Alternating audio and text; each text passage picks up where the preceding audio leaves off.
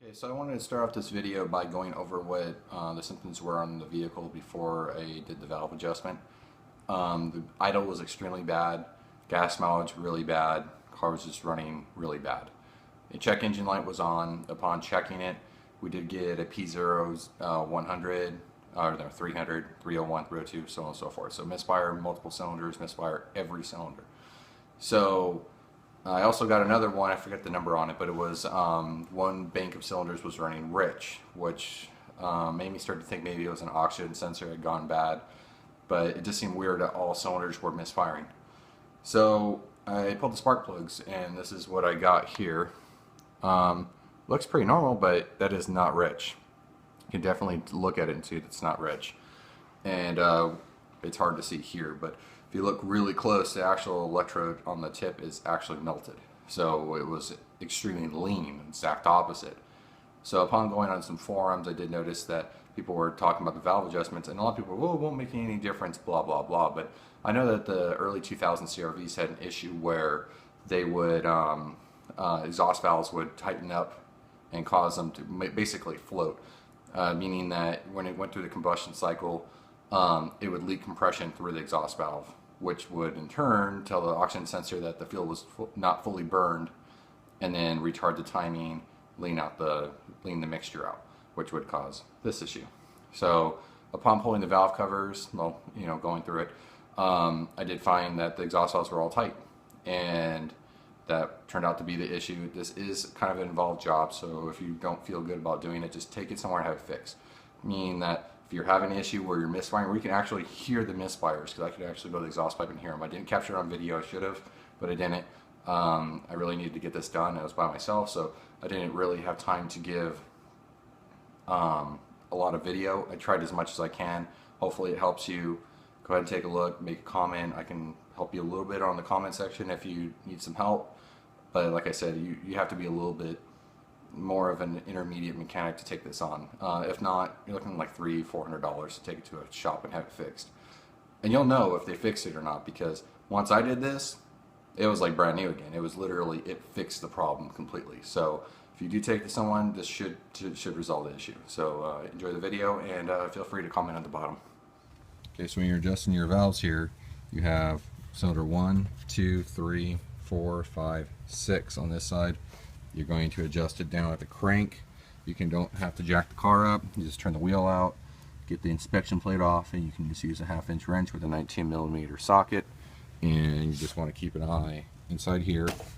You don't need a top dead center. I know people say top dead center, but bottom dead center, either one, as long as it matches up here and both valves are loose, you can feel them that they're loose, that the cam is out of phase, you can go ahead and make your adjustment. It doesn't have to be a top dead center. So that'll save you a little time if you want to do it that way. If you want to, play it safe, go ahead and do it that way. But after you're done adjusting all the valves and went through one revolution, go back through again and check them all again, just to be safe. Okay, inside the engine all torn down. You're definitely going to need lots of shop rags when you do this. Everything's taken apart. I've actually started to go in here and started checking valve clearances. Now, I'm starting with number 2 because that's the first one that came up here, and the little marker, so if you can see it. So, alright, so we're just looking at number 2. Sure enough, this car has 165,000 miles. You want to be able to know that by looking at the valve train, because it's actually pretty damn clean from synthetic oil. That definitely makes a difference here. But at the same time, this thing did have multiple misfires. Went through the usual suspects. Nothing worked. It just did regular maintenance items just to make sure it wasn't something small.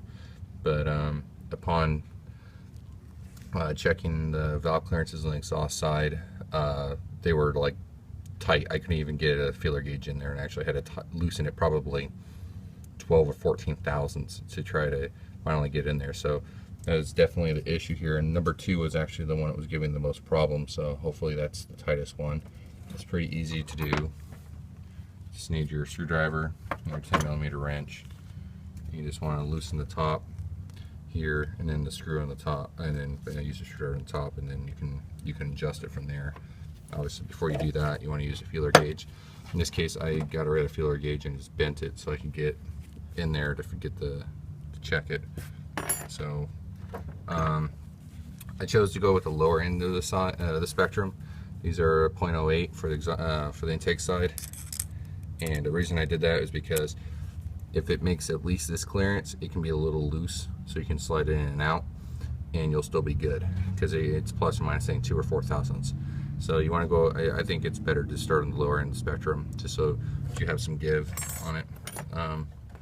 Same thing on the exhaust side. Since the exhaust ones seemed like they tightened up, I'm going to try to leave them a little looser too. This is 0.011, 0.28 millimeters. Same thing, I made sure it was just a little bit looser, but I wanted it to be looser than this, just so that it was going to give it a little more than I needed. So now I can move this rocker arm a little bit. Before it was stuck. So I even tried rocking the crank back and forth to make sure that there wasn't something bound up. And nope, it was definitely way over tightened. So I didn't do a video when I took this apart. It wasn't terribly hard. You can follow most books and they'll walk you through it. It's actually much easier to take this apart. This is 2006 Saturn Vue 3.5. The newer 3.5s are easier to take apart than the older Honda ones I've done before. So it should, I would say you have to be an intermediate mechanic to do this. And I'll come back when I'm pretty much done. We're going to go over real quick what the best way is to adjust these. Once again, intake valves all been fine, but on this exhaust side, what you want to do is before you do your adjustment, take note of where that adjuster is on the flathead, because as that goes in and out, that will turn. So right now you can see that it's right about the 5 o'clock position, and then do the same thing for the other side. I already sized these up. This one's it's too close for comfort, and this one's too tight. So I'm going to go ahead and make the adjustments now. But like I said, taking a note of where they're starting at will give you a better idea where to put it. So right now it's the 5. I want to lock it up. I want it to be at the 4. It doesn't take much. You want very small adjustments. So do the same thing with this side. I can't see this side as well. This looks like it's closer to the 4 o'clock position, so I'll go to about the 3.5 position on that one. Actually, probably 3 because this one's tighter. So okay, so I made the adjustments on this first one. It was at the 5 o'clock position. It literally only had to move just a tick out. So that's what it took to get that one adjusted in. This one over here was at the 4 o'clock position. That one I had to almost go to the 3 o'clock position to be adjusted out. So again, I'll go over the fact that you should have 2 feeler gauges for this. You should have the 0.13 and the 0.11. So 11,000, 13 thousandths. And the reason you want to have both of those is so that if you feel like one's close, you can use the larger one to make sure you're not exceeding the gap. So you want to fall in between these two. So anywhere between there would be good. All the intake valves are fine. So I wouldn't say not to check them though, because that would be a waste of your time to go all the way through taking this apart and put it back together only to find out that you probably should have checked the intake valve. So still check them regardless. But if they're close, leave them alone, because you don't want to get into it. It's very fidgety when you're adjusting these valves. So I would suggest leave them alone if they're close. As long as they're not too tight or they're not way too loose, just leave them alone. Okay guys, I wish I could make more videos, but I'm by myself. I'm trying to put this back together. As you can see, the valve covers are back on. It's a 2-stage tightening process, starting from the center and going out. Start at 53 inch-pounds and then move up to 106 on the second round. And like I said, you just want to move. There's only 5 of them. Start from the center, move out, and go ahead and tighten both sides. The back one can be a little bit of a beast to get off.